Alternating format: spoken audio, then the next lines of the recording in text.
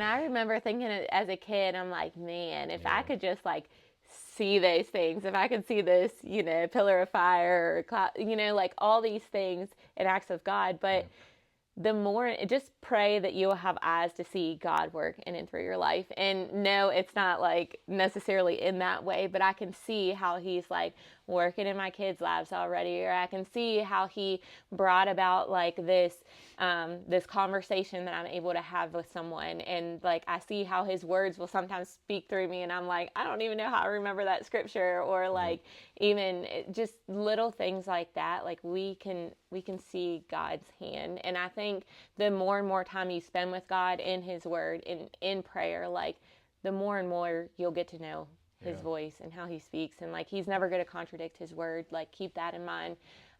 But he's still a good father. He still Amen. speaks to us. He still guides us through our lives. And I think reading Exodus 3 and just reading through that, story of the burning bush, and knowing that as you're reading about Moses and all of his protestations of, I don't speak very well, I can't do this, and all this other stuff. I mean, God ends up using him as one of the mightiest figures that, kind of calls to me out of the Old Testament. Yep. And if he can do that with him, man, what can he do with me?